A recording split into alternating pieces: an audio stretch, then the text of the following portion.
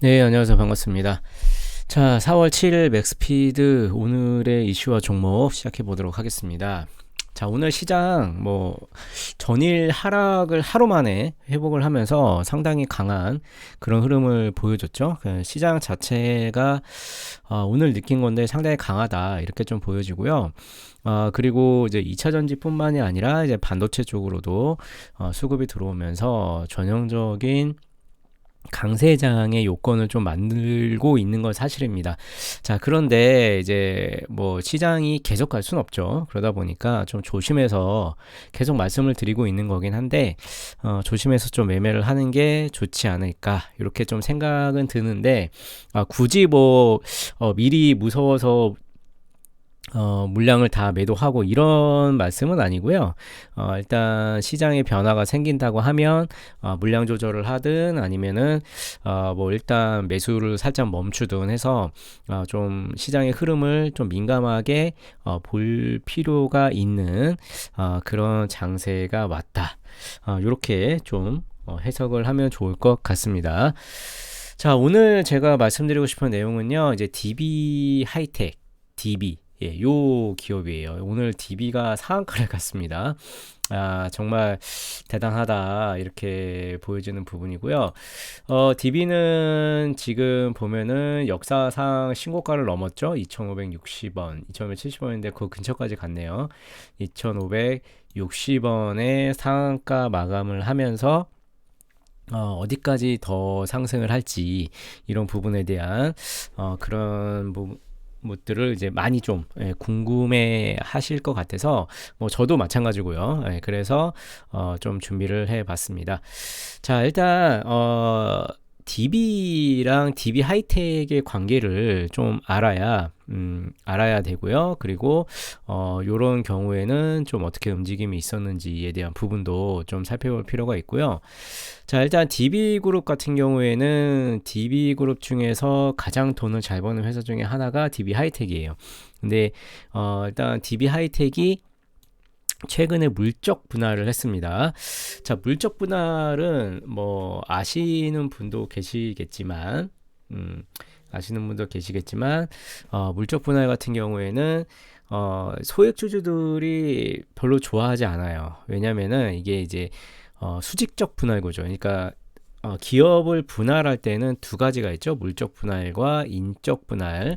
이렇게 두 가지가 있는데 물적 분할은 수직적 구조예요. 그러니까 DB 하이텍 안에서 이제 어떠한 부분을 떼어내서 새로운 회사를 만드는데 그 회사는 여기에 이제 100%의 지분을 갖게 되죠. 100%의 지분을 갖게 돼서 소액주들 입장에서는 나는 DB 하이텍이라는 종목을 투자를 할 때 이런 부분이 좋아서 투자를 했는데 하필이면 그 부분을 떼서 다른 회사로 만들어 버리는 상당히 좀 기분이 나쁠 수밖에 없는 그런 상황이 만들어지죠. 그리고 물적 분할로 이제 어떠한 기업이 새로 생기면 소액주주들 입장에서는 기존 주주들은 주식 매수 청구권도 행사할 수 없기 때문에 그냥 다른 회사처럼 물론 지분을 100% 갖고 있긴 하지만 소액주들 입장에서는 크게 변함이 없다. 괜히 그 돈 잘 버는 사업부가 떨어져 나간다 이런 느낌이거든요. 그러다 보니까 대부분 물적 분할을 하게 되면 주가는 떨어져요. 근데 이번에 DB그룹 같은 경우에는 왜 이렇게 미친 듯이 올라가는지에 대한 부분도 좀 알아봐야 되거든요. 자, 그래서 인적 분할하고 물적 분할하고는 많이 다른데 이제 물적 분할을 DB 하이텍이 했다 이렇게 좀 생각을 하시면 좋을 것 같고요. 자, 근데 물적 분할을 하는데 요번에는 이제 이런 부분이 있어요. 그래서 DB그룹이 지주사로 변경을 해야 되는데 원래는 작년까지 지주사 변경 요건에 충족하지 못했는데요. 올해 이제 DB랑 DB하이텍이 주가가 많이 오르다 보니까 자산 5천억이라는 요건에 충족을 했습니다. 그러다 보니까 이제 지주사로 변경을 해야 되는데요. 이제 문제는 여기서 KCGI라는 여기라는 이제 강성 펀드예요. 강성 펀드. 어떻게 보면은 좀 속된 말로 기업 사냥꾼 뭐 이렇게 좀 보시면 좋을 것 같고요. 요 펀드에서 DB 하이텍을 공격하기 시작을 했습니다.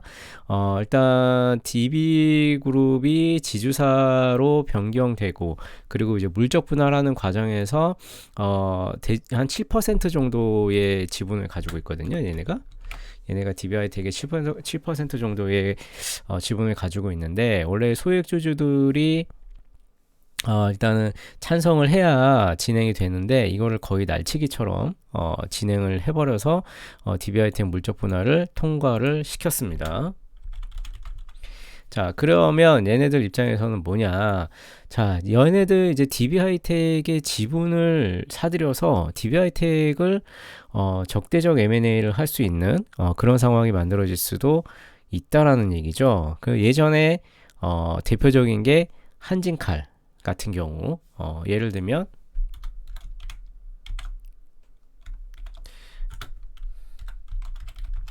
한직칼 같은 경우가 이제 그래서 주가가 상당히 막 급등하고 엄청나게 요동을 쳤던 기억이 있는데, 그거랑 비슷한 사례라고 보시면 좋을 것 같습니다. 자, 그러다 보니까 이제 DB그룹 입장에서도 지분 확보를 해야 되고요. DB하이텍을 뺏기지 않으려면. 그리고 KCGI라는 펀드에서도 지분 확보를 하다 보니까 주가는 급등을 할 수밖에 없다. 이렇게 좀 이해를 하시면 좋을 것 같습니다. 왜냐면 장중에 이제 서로 지분 확보를 위해서 싸우면은 주가는 당연히 올라가겠죠. 얘들이 막 계속 사니까. 자, 그래서 이렇게 좀 보시면 이제 이렇게 이해를 좀 하시면 좋을 것 같고요. 자, 그래서 자, 오늘 DB가 있고 DB 하이텍이 있는데, 원래는 DB 하이텍이 더 많이 움직였어요. 근데 오늘은 DB가 상한가를 가면서 얘네가 이제 DB 하이텍의 지분을 30%까지 확보를 해야 됩니다. 지주사가 되려면. 예, 30% 확보를 해야 되는데 어떻게 30% 확보를 할 것인가. 그리고 DB는 아직 자금이 그렇게 많지가 않아요. 예, 총알이 없어요. 그대로 총알 부족이에요. 그러다 보면은 이 30%의 DB하이텍의 지분을 어떻게 확보를 할 것인가에 대한 부분도 상당히 좀 지켜봐야 되는 그런 부분이다. 이렇게 좀 보시면 좋을 것 같습니다. 자, DB 같은 경우에는 오늘 상한가에 들어갔고 이제 기관 쪽 물량이 많이 들어왔다라고 보시면 아마 공격적으로 좀 어떻게 보면은 임의적인 주가를 끌어올리는 그런 느낌도 저는 오늘 좀 많이 받았습니다. 그래서 저는 개인적인 생각은 일단 이런 요건에서는 이런 경우는 굉장히 주가 변동성이 심합니다. 자, 주가 변동성이 엄청 심해요. 그러다 보니까, 그리고 하루아침에 뉴스에 의해서 주가가 어떻게 될지 예측하기가 굉장히 힘들어요.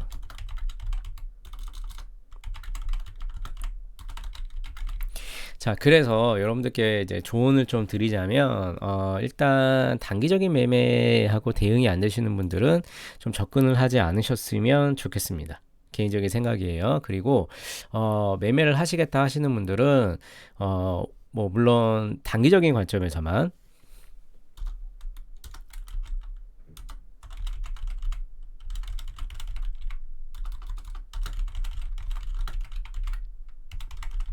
자, 단기적인 관점에서만 접근을 하시는 거를 전 개인적으로 추천을 드리고 싶습니다.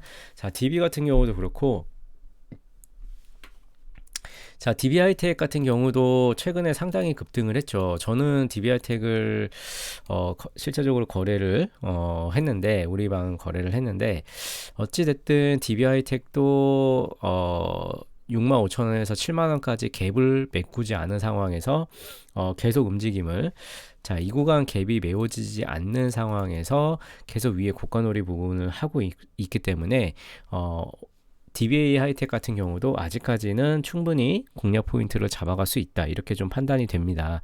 그래서 대신 이제 DB 하이텍도 마찬가지로 좀 단기적인 관점에서 접근을 하실 수 있는 분만 그렇게 좀 접근해서 매매를 하시면 좋을 것 같습니다. 자, 혹시 뭐 매매하거나 하는데 부분에 있어서 좀 궁금한 사항이나 그리고 또 우리 방도 이제 DB하이텍 매매를 했다고 말씀드렸죠. 그리고 DB도 기회를 주면 매매를 할 수 있겠죠. 단기적인 관점에서 많이 공략을 하니까. 그래서 좀 같이 하실 분들은 아래 링크로 들어와 주시면 또 제가 공략 포인트와 또 종목 브리핑과 함께 직접적으로 안내를 해드리도록 하겠습니다. 자, 오늘도 한 주간 수고들 많으셨고요. 또 금요일 장인데 장 마감까지 상승하면서 좋은 장세가 만들어졌는데 다음 주도 또 어떻게 될지 좀 기대가 되는 부분입니다. 그래서 주말 동안 푹 쉬시고 다음 주에 또 뵙도록 하겠습니다. 감사합니다.